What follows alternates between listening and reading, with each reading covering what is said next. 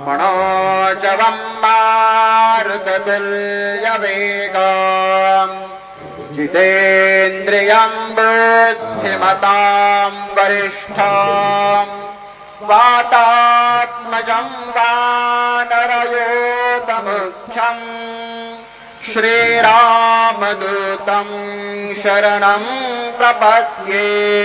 गुरुर्ब्रह्मा गुरुर्विष्णु गुरुर्देवो महेश्वरा गुरुः साक्षात् परब्रह्म तस्मै श्रीगुरवे नमः। सद्गुरु साईनाथ देवताभ्यो नमः।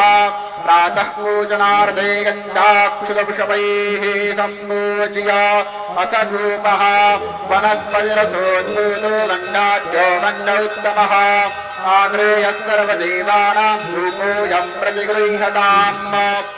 धूपम् आग्रापयामि